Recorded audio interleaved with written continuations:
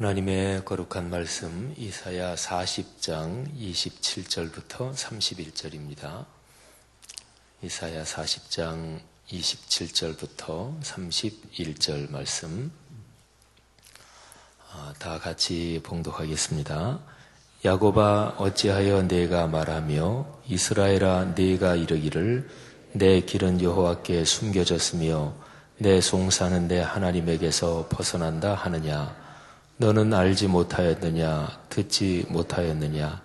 영원하신 하나님 여호와 땅끝까지 창조하신 이는 피곤하지 않으시며 곤비하지 않으시며 명철이 한이 없으시며 피곤한 자에게는 능력을 주시며 무능한 자에게는 힘을 더하시나니 소년이라도 피곤하며 곤비하며 장정이라도 넘어지며 쓰러지되 오직 여호와를 앙망하는 자는 새 힘을 얻으리니 독수리가 날개치며 올라감 같을 것이요 다른 박질하여도 곤비하지 아니하겠고 걸어가도 피곤하지 아니하리로다. 아멘.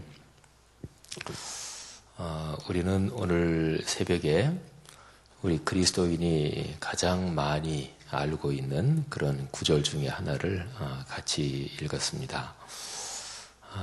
소년이라도 피곤하며 곤비하며 장정이라도 넘어지고 쓰러지되 오직 여호와를 앙망하는 자는 새 힘을 얻을 것이다. 독수리가 날개치면서 올라감 같을 것이다.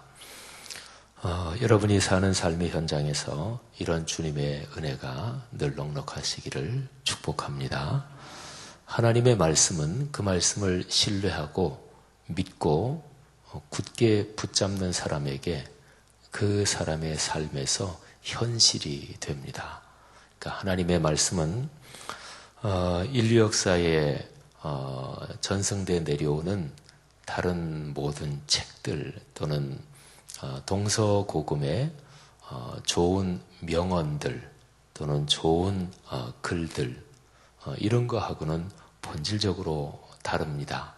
그거는 하나님의 말씀이 거룩하신 창조주 하나님의 뜻이고 계시의 말씀이기 때문에 하나님의 말씀을 믿음으로 신뢰하고 그 말씀에 자기 자신을 드리고 헌신하는 사람에게 그 말씀이 현실로 살아 움직입니다.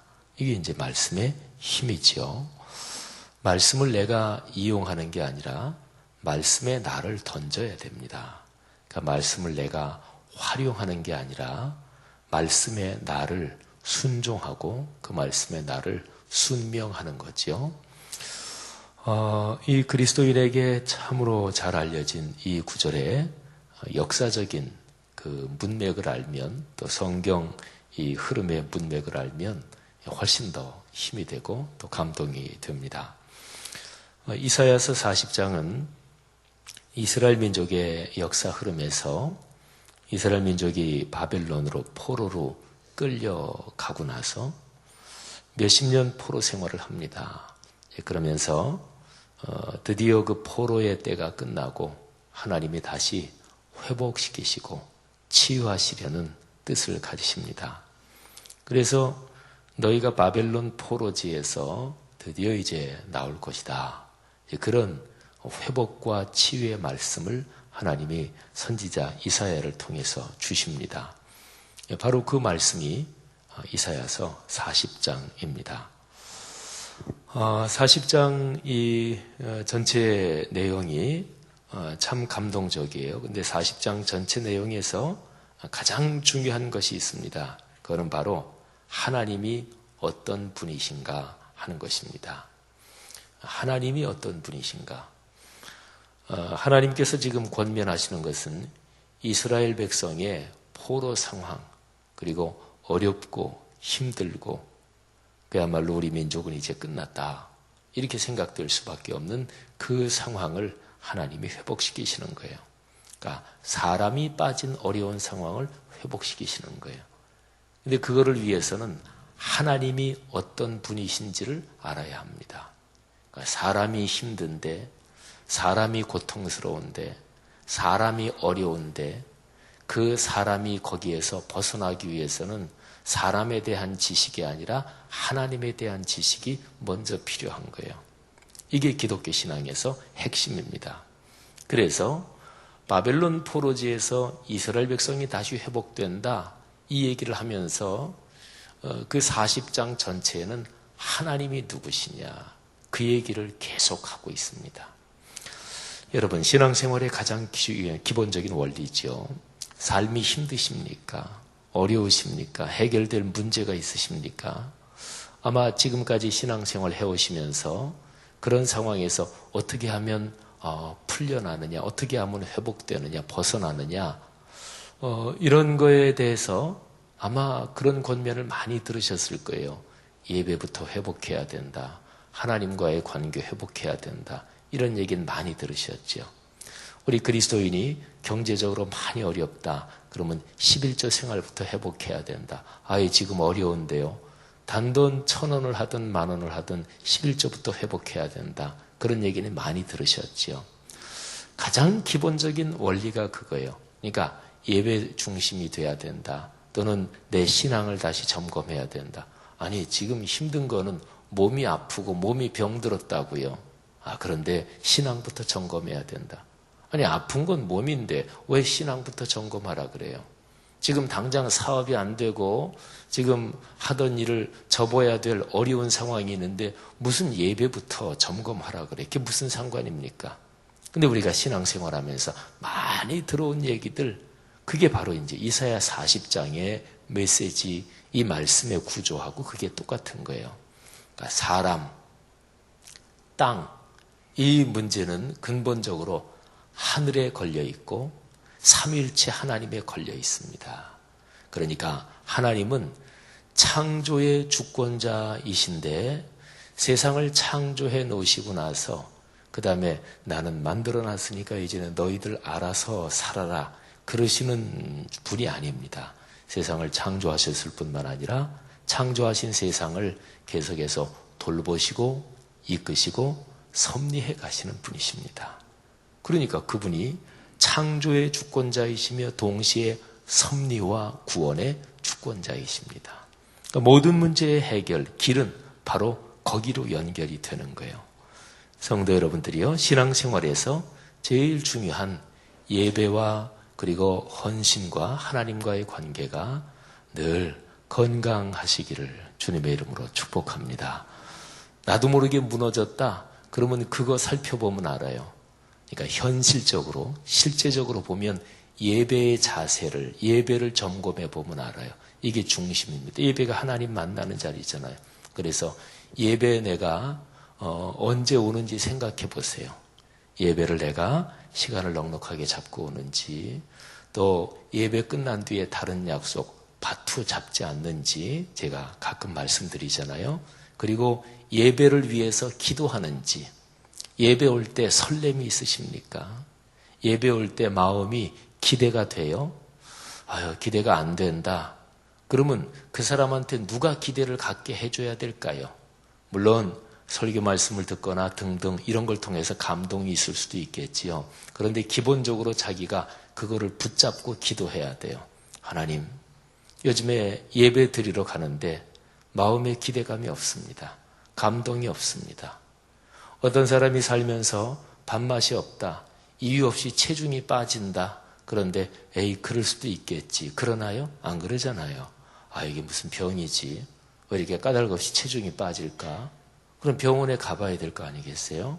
근데 몸은 그러면 그렇게 돌보고 그렇게 좋지 않은데 영혼은 돌보지 않는단 말이죠.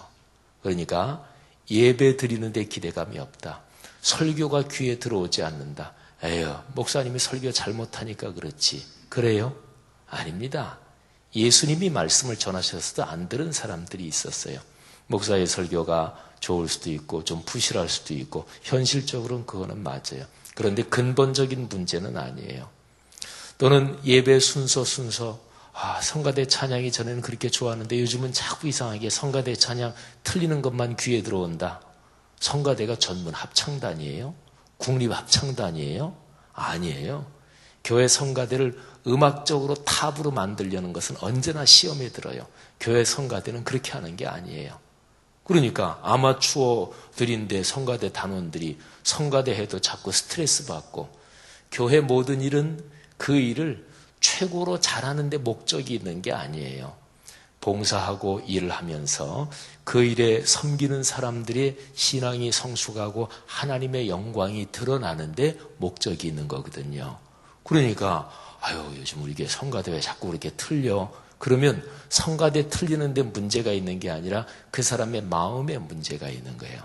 예배 이런저런 순서가 내 마음에 와닿고 내 마음에 감동이 되고 예배가 기다려지고, 그거는 주중에 예배를 위해서 한번 기도해 보세요. 주중에 내가 참석하는 예배 2부든 3부든 1부든 4부든 그 참석하는 예배 순서 맡은 사람을 위해서 기도해 보세요. 우리 주보에는 그 다음 주 돌아오는 주간에 이런 예배 순서 담당자도 나오잖아요. 그죠? 그리고 예배에 말씀을 전할 설교자를 위해서 기도하고, 우리 교회 예배를 위해서 기도하고, 그 예배에서 내가 하나님 꼭 만나게 하옵소서. 그렇게 기도해 보세요. 은혜가 안 될 리가 없어요. 반드시 은혜가 됩니다. 이 세상에 확실한 투자, 가장 확실한 투자가 무엇인지 한번 머릿속에 떠올려 보시겠어요? 금융기관으로 말한다면 제1금융권이 안전하기는 가장 안전하겠지요. 가장 확실한 투자가 무엇입니까? 근데 사람이 살면서 가장 확실한 투자가 있어요. 그건 하나님과의 관계에서 헌신하는 것. 그건 가장 확실한 투자예요. 기도하시잖아요. 기도는 어떤 경우에도 땅에 떨어지지 않습니다. 물론 중언부언하는 기도라든지, 또는 기도에 그 기도하는 것이 워낙 이게 성경적으로 삐뚤다든지 그런 경우 예외적으로 모르겠지만, 어떤 기도든지 기도가 유창해도 괜찮고 어눌해도 괜찮고, 기도가 통성으로 해도 괜찮고 침묵으로 해도 괜찮고, 어떤 기도든지 기도는 절대로 땅에 떨어지지 않아요. 그런데 하나님을 사랑하고 주님, 제가 주님과의 관계 그 중심의 흐름에서 살기를 원합니다. 하나님 그 가장 중심 예배가 제 삶을 이끌어가게 하옵소서. 예배의 은혜를 주옵소서. 그렇게 주중에 기도하는데 예배가 감동이 안 된다고요? 그런 일은 없습니다. 자, 보세요. 이사야 40장에서 하나님에 대해서 계속 말씀하는데 그 제일 중심적인 게 두 가지라고 보시면 돼요. 첫째는 하나님은 창조의 하나님이시다. 두 번째는 구원의 하나님이시다. 제가 말씀드렸죠. 성경에서요, 하나님이 사람에게 무슨 권면을 하시면서 사람은 자꾸 토를 달잖아요. 사람도 하나님이 하나님을 닮은 인격성을, 하나님을 닮은 사고의 기능, 언어의 기능을 주어서 사람이 교만해지면 하나님이 주신 그거 가지고 하나님께 대들고 자기 이론을 계속해서 세워요.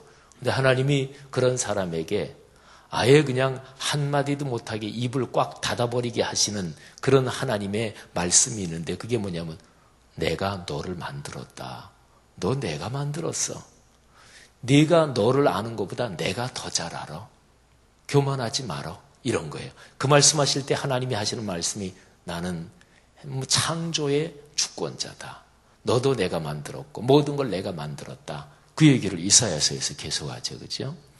그리고 또 하나는 너를 내가 구원했다. 그러니까 나 아니면 너는 죽었다. 그 얘기를 하나님은 하시는 거예요.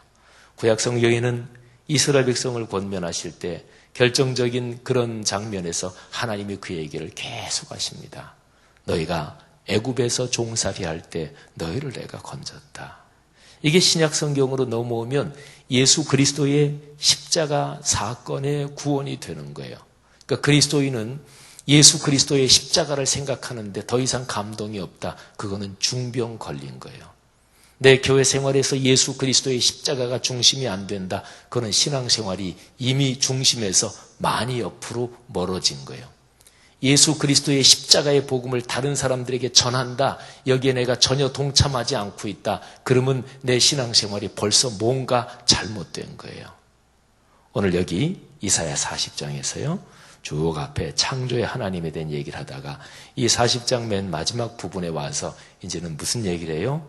구원의 하나님이다. 이 얘기를 하는 거예요. 야곱아, 아주 직접적으로 얘기하죠. 야곱은 이스라엘 백성을 집단적으로 부르는 명칭이기도 하지요. 야곱아, 어찌 네가 그렇게 말하냐? 이스라엘아, 네가 그렇게 얘기할 수 있느냐? 내 길은 여호와께 숨겨졌고 내 억울한 일은 하나님에게 인정받지 못하고 하나님에게서 벗어났다. 네가 그렇게 얘기하는데 어떻게 네가 그렇게 얘기하느냐? 그러면서 28절 이하에 보면 알지 못하였느냐, 듣지 못하였느냐, 이 얘기는 반어법이에요. 적어도 야곱, 적어도 이스라엘 너희는 수도 없이 들었다. 너희는 벌써 그 얘기를 다 알았다. 나 여호와 하나님, 땅끝까지 창조하신 나는 전능자다. 그래서 내가 너희를 구원했지 않느냐. 그러면서 여기에서 다시 한번 권면하는 거예요. 나는 너희 사람들처럼 피곤한 존재가 아니다. 곤비한 존재가 아니다. 너희 사람은 지성적인 판단과 사리 판단이 한계가 있지만 나 여호와는 전지한 존재이기 때문에 그런 게 내가 한계가 없다. 그래서 피곤하냐? 내가 능력을 준다. 무능하냐? 내가 힘을 주겠다. 소년 또는 한참 펄펄한 어른은 얼마나 에너지가 넘쳐요.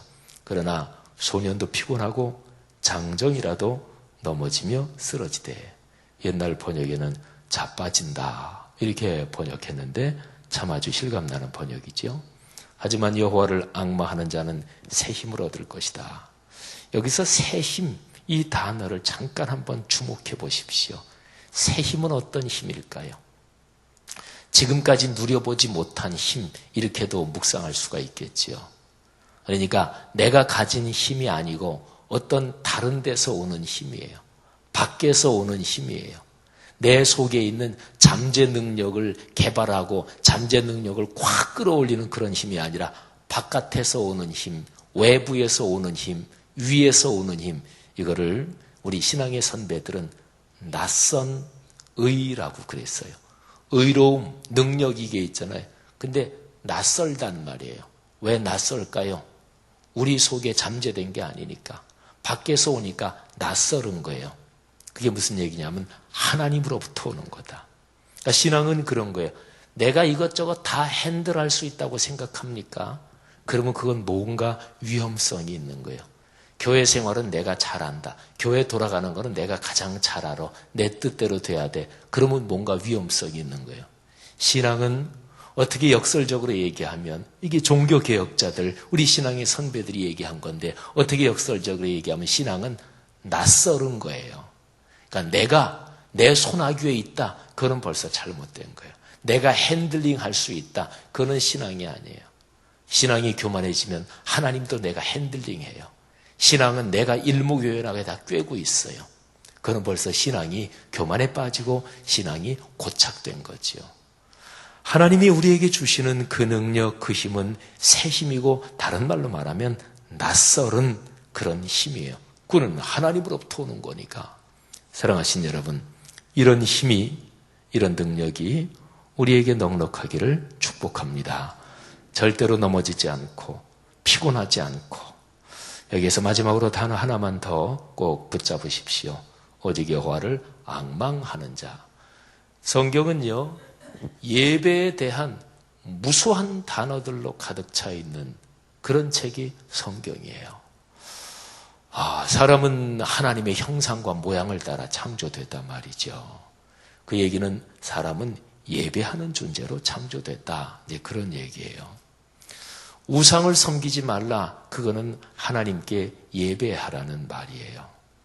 하나님을 경외한다. 이 경외, 이거는 성경에서 아주 핵심적인 단어인데 여호와를 경외하며 그의 길을 걷는 자마다 복이 있도다. 시편 128편 1절이잖아요. 가정 가문의 축복은 하나님을 경외하는 데 걸려 있습니다. 영광과 찬송과 존귀와 이 모든 것을 주님께 돌리고 나라와 권능과 영광이 영원히 아버지의 것입니다. 주기도문의 맨 마지막 소옥령, 이거는 예배를 말하는 거예요. 오늘 여기에 앙망한다, 이거는 우러러 바란다. 우러른다는 건 그냥 쳐다본다 이거하고 우러른다는 것은 굉장히 존경스럽고 그리고 격이 비교가 안 되는 어떤 존재를 위를 향해서 극도의 존경으로 바라본다. 그게 우리말 표현 우러른다 그런 거예요.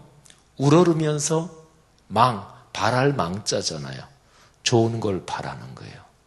그분에게서 도움을 바라는 거예요. 희망. 이럴 때 그 망자가 바로 그거지요. 앙망한다. 이게 예배하는 거예요.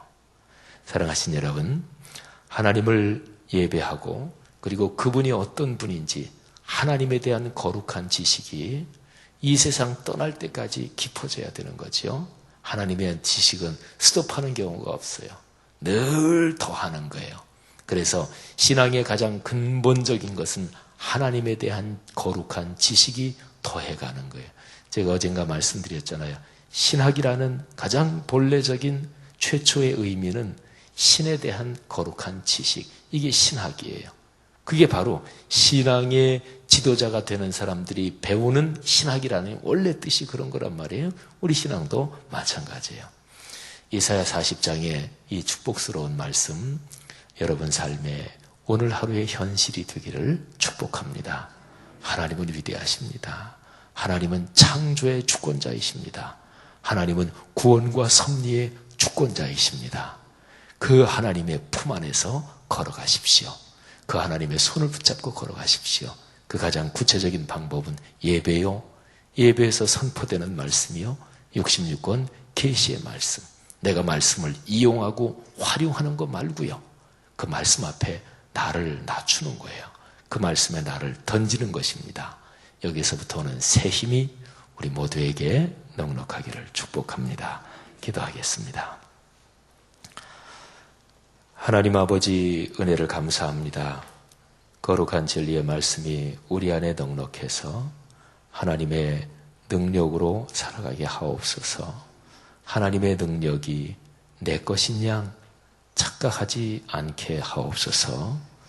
하나님의 모든 것, 하나님의 공동체의 모든 것, 그건 이제 내가 통달했다고 하는 그런 나도 모르는 교만이 우리 속에 들지 않게 하옵소서. 하나님의 거룩한 계시의 말씀 앞에 나 자신을 낮추며 겸허하게 거기에 순명하며 또 예배의 중심으로 살아 하나님을 앙망하고 그래서 거기에서 오는 새 힘이 우리의 삶을 이끌게 하옵소서. 오늘 하루 그런 삶이 되도록 축복하시며 매양 토요일이면 그 다음 날 거룩한 주일을 준비하는 날이라는 것을 기억하게 하옵소서. 우리의 한 주간의 삶이 주일 예배를 중심으로 늘 모든 것이 진행되게 축복해 주옵소서.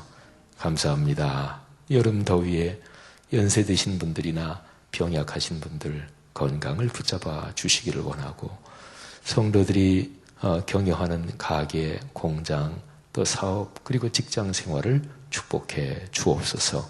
어린아가들 또 자라는 세대들 젊은이들에게 하나님의 은혜를 더하시옵소서. 아버지, 어머니 된 모든 성도들에게 부모로서 넉넉하게 하나님이 주신 소명 감당할 수 있도록 은총 주옵소서. 예수 그리스도 이름으로 축복하며 기도 올립니다. 아멘.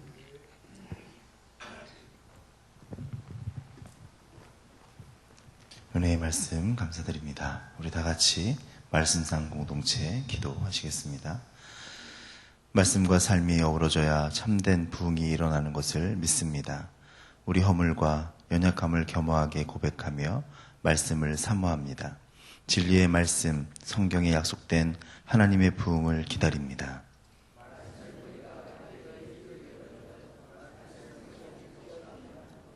그 끝이 삶의 열매가 되도록 계시옵소서. 삼위일체 하나님의 임재와 현존으로 사랑의 음성을 들려주옵소서. 주님, 우리 공동체의 비전을 굳센 믿음으로 거듭하여 선포합니다. 하나님 말씀의 거룩한 리더십으로 그리스도인의 삶과 세계를 변화시킨다. 아멘. 주기도문 하시겠습니다. 하늘에 계신 우리 아버지, 아버지의 이름을 거룩하게 하시며 아버지의 나라가 오게 하시며 아버지의 뜻이 하늘에서와 같이 땅에서도 이루어지게 하소서. 오늘 우리에게 일용할 양식을 주시고 우리가 우리에게 잘못한 사람을 용서하여 준 것 같이 우리 죄를 용서하여 주시고 우리를 시험에 빠지지 않게 하시고 악에서 구하소서. 나라와 권능과 영광이 영원히 아버지의 것입니다. 아멘. 지금 들은 말씀이 내 삶으로 이어지게 하옵소서. 예배를 준비하는 모든 분을 복되게 하시고 말씀 선포하시는 목사님을 축복하옵소서. 말씀 삼운동 온 세계 선교를 축복하셔서 하나님의 나라가 확장되게 하소서.